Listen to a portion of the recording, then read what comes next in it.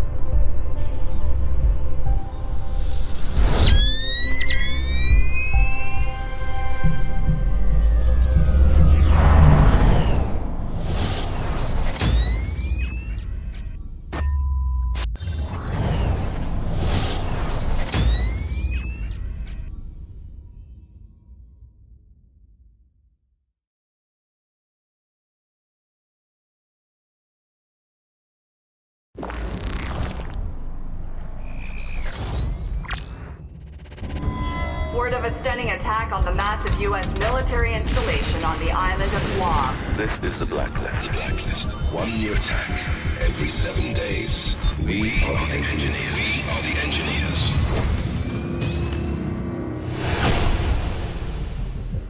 Hey, Sam. Listen, I want you to know that I've got your back, and we're gonna make the engineers pay. I'm parsing through all the data on their first attack, and I'm gonna learn from everything they did. Every single detail. America, we have one demand. Bring your troops home. Your troops home. Now. They call themselves the Engineers, and they're using their Blacklist to bring a war to America like we've never seen before. And it's not just threats. They're highly motivated, and they can get to anyone. You have 7 days until the next attack. With the clock ticking down, the president's assembled the best of the best. Isaac Briggs, CIA Special Operations. It's pretty sweet, right? First time in a plane? No? Look, I'll be honest. He's not gonna make my friend list, but his file says he can hit a lemon from 1,000 yards. I believe you know Anna, the Ice Queen Grimm's daughter. Am I missing something? Focus. So she'll be running ops from above and pretty much driving me crazy with the SMI. Just perfect. Now check this out. Welcome to the Strategic Mission Interface. This baby has news and internet data mining, predictive analytics, photo and video forensics, and facial recognition integration from the CIA, NSA, DCS, FBI, all in real time. Best thing is, you can control everything from right here or from your OpSat when you're on the ground. Scanning now. She pretty much makes other systems look like tin cans connected by a bit of string. Nobody knows where the engineers are going to strike next, and following the leads we do have will mean running ops anywhere in the world. Obviously, we need to stay mobile, so we have the SMI integrated into the Paladin, letting us stay airborne 24/7, crisscrossing the globe. Please tell me I'm getting air miles. Fully mobile. It's like the good old days. Now, I'm the last person to tell you how to do your job, but we're way beyond memorizing patrol routes if we want to take on these engineer guys. All of our leads go through a who's who of international bad guys, so you're gonna need to diversify your approach if we want to stay one step ahead. You can always switch up tactics on the fly, but if you want to be a covert purist, there's nothing quite like the silent approach. It's the mark of a great operator. Just make sure you cover your tracks. Sometimes you'll want to be a little more hands-on.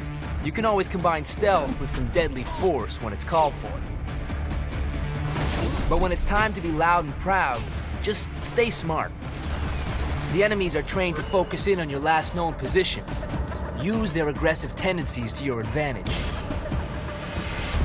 With the global scale of this operation and so many lives on the line, it looks like Grimm got a blank check to outfit the plane.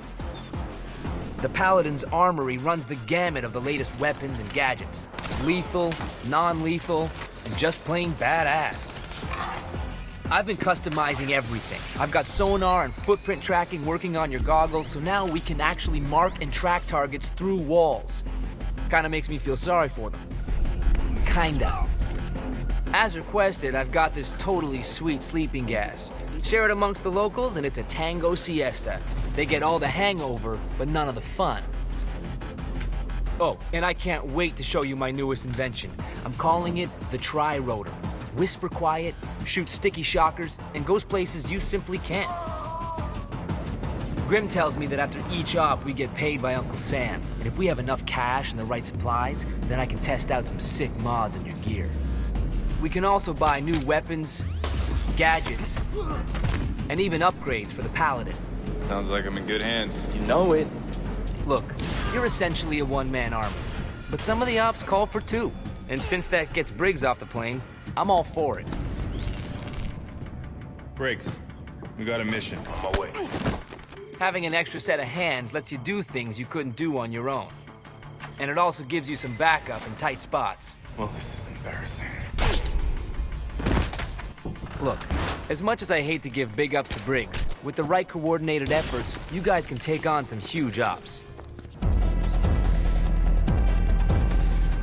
Protecting and stealing secrets is as old as war itself, and our fight against the engineers has its fair share of espionage. We have spies trying to steal information, and mercs doing everything they can to protect it. The mercs are heavily armed and incredibly dangerous in open combat. As elite soldiers, they're keen to fire down their sights to keep their intel safe. The spies are agile and aware of their surroundings, but also lightly armed. They'll need to reach into their bag of tricks to make it past the mercs. Operating in teams of 2, 3, or 4, the effectiveness of both sides has a major impact on the war. Both groups can select classes which will let them specialize, making each engagement completely unique. As mercs and spies gain combat experience, they can also rank up and access new gear. Well, that's the extent of my intel for now, and we've only got 7 days until the next attack. So how do we play it? Listen up! We keep playing catch-up with the engineers. Sooner or later, we're gonna miss. We only have one choice. We hunt them down.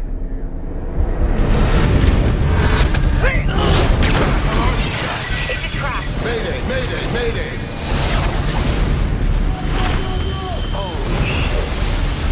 What you want me to do? Finish the job! Nothing comes before that. Not me, not you, nothing. Get out of there now.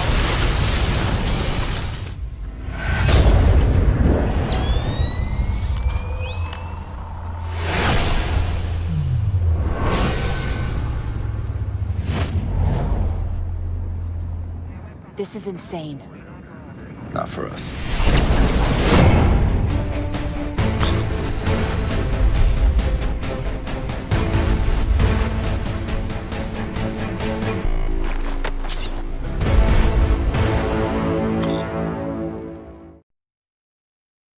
Peggy 18.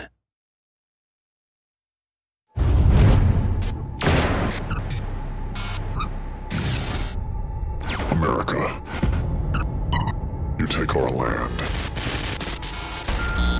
You take our resources. Now, we are going to take it all back. Sam, we lost the signal. All we know is that the next attack is coming. And we'll only have one chance to hit them back. Everybody stay sharp.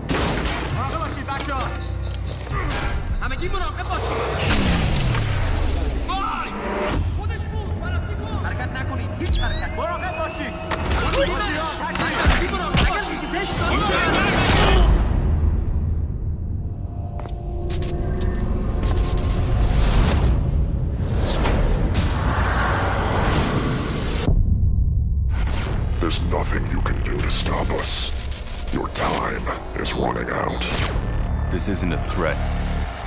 It's a countdown.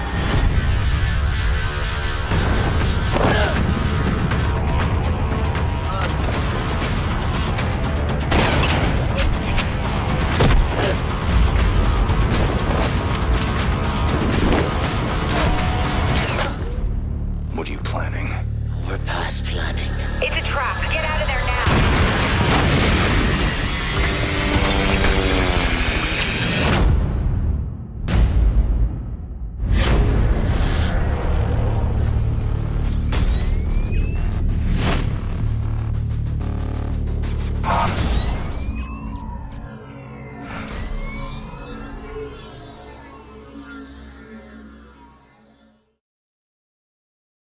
Peggy 18. Sam, your objective is to stop them from obtaining a warhead. Be careful. Security is extremely tight.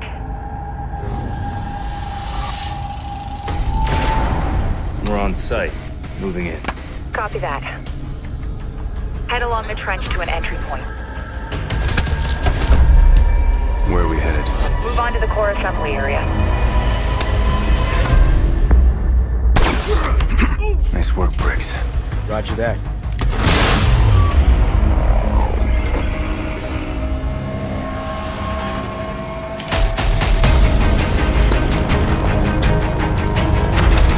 Briggs, we move now. Copy. Reach position Bravo.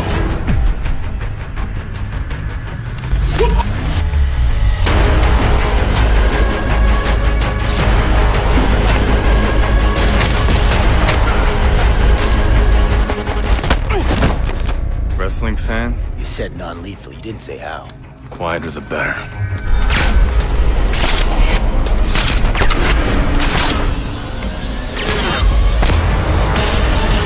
Briggs, I'm waiting on you. Teamwork. I love it.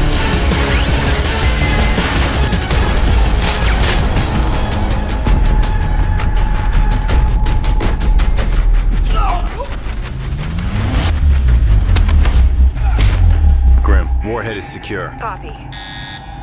More agents are closing on your position. This just keeps getting better and better. Told you this would get messy.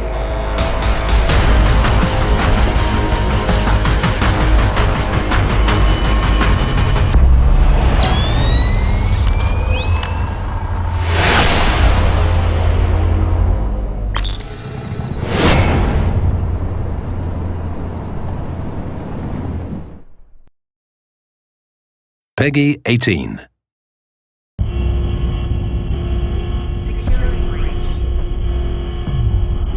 We're about to lose one. Get the intruder. Copy. We're almost there. Security breach. Attacking the area. Security breach. Shit, I've got movement. Where? Everywhere. Contact!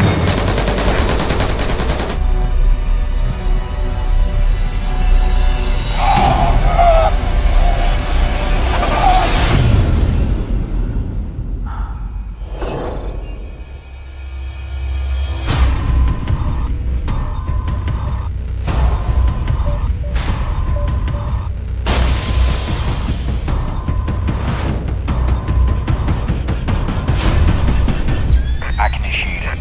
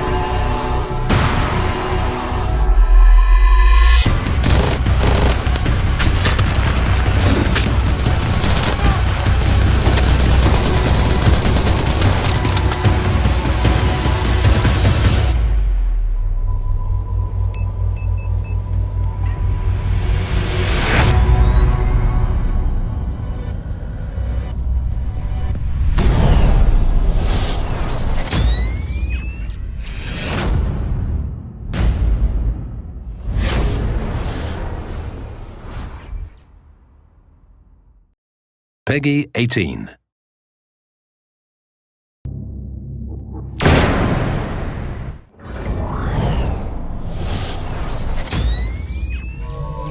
What's going on, guys? I'm Zach Cooper, your Splinter Cell community developer. We're here outside Ubisoft Toronto, and today we are going to get our hands dirty. We are going to go inside the combat of Splinter Cell.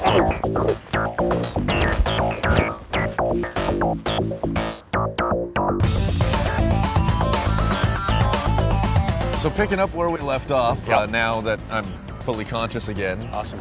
You're Kevin Secor. Yes. And you are the stuntman and the combat consultant for Splinter Cell Blacklist. So talk to me about what that means and I guess how you got involved. Well, the guys at Ubisoft had a very specific sort of vision for this game. The sound feature that we wanted to create was being one fluid movement all the time, you know, as though very Panther-like.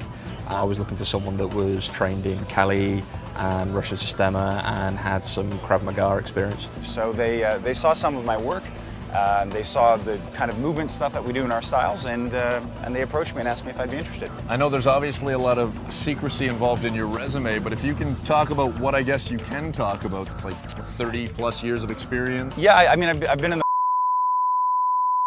it all blends together. And what are we talking about when we talk about martial arts? For you in particular, what do you use? What arts have sort of come together to make up Kevin Secor's? It's tough. I mean, I started, you know, karate, jiu-jitsu, kung fu, Russian Sistema, Kali, and some Silat, Muay Thai, ground wrestling, plus a lot of law enforcement and defensive tactics training. So just a little bit.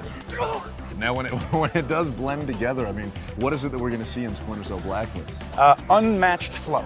We are going to see a level of fluidity that I believe has not been in games before. So delving a little bit deeper into the combat, there's lethal, there's non-lethal. This is probably foolish of me to ask, but can you maybe demonstrate some of it? Yeah, absolutely. Some of the basics, of course, we have a basic sort of vascular restraint, so we can choke in this position, you know, with two hands. We can choke here, suppressing the mouth. You can find the ones you like. Listen to this one, right? Oh, that's yeah. Chest.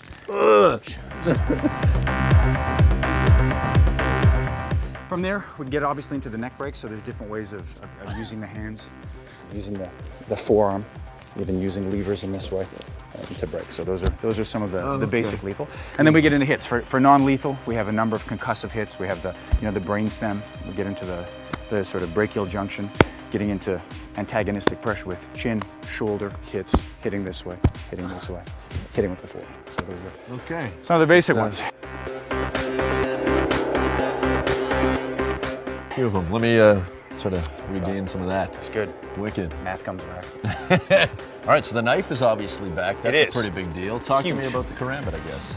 Yeah, well, traditionally Sam was using more of a sort of a straight blade style weapon, which was great, but we made the movement towards a karambit. So this is a traditional karambit. It's an Indonesian blade. The distinctions of the karambit, first and foremost, is that it has this ring into which you can insert your first finger. The main reason for that is to facilitate retention. The inner edge can be used for hooking actions, rending, tearing, and the outer action, because of the arch, has a more sort of fluid curve. And the curved blade gives you all of the same sort of impaling and stabbing capacities as a straight blade. So one of the distinctions, because of that curve, it allows me to sort of use it to sort of emphasize, you know, I could be going for you know, tendon slices, but using it for quite good control. I can be accessing muscles in the neck, whatever the case is. So it gives you a lot more. One of the options you're going to be seeing Sam using quite often is sort of can openers, where he can use the, you know, for either intimidation or actually, you know, impaling and using it as a handle. Sam is using a markedly larger than conventional size, but that's still shorter than a lot of traditional battlefield karambits, and he has a serration on the back as well, so it gives you some different options for manipulation. And this one's obviously for the mocap. This is for mocap. That's why we have the mocap markers on it, so that you can see it in operation.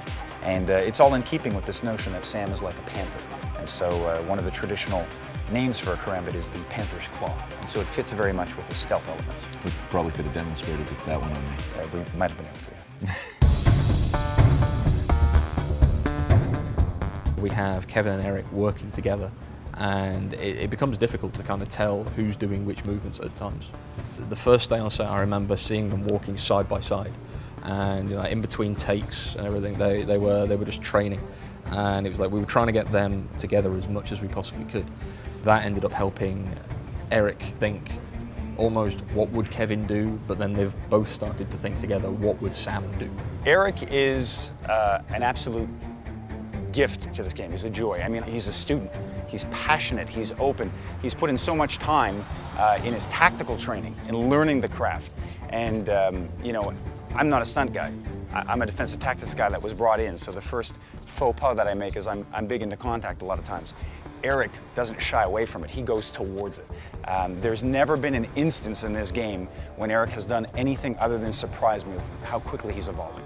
So he's just, he's embodying, I would say he's channeling his inner Sam Fisher pretty well. I don't want any surprises. I had no idea what I was going to see in Kevin. I was expecting him to be trained.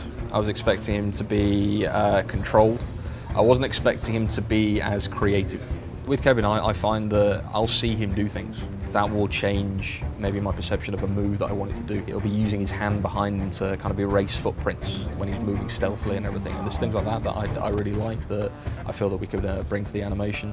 He brings the action element of Fisher to the game for me. Nice. Good enough? So there it is. Managed to survive the day somehow. We met the man behind the combat of Splinter Cell Blacklist. Thankfully, we'll get to communicate again in the near future. Make sure you let us know what you think on our Facebook page, on our Twitter account, and on the official Ubisoft forums. Until next time. Oh.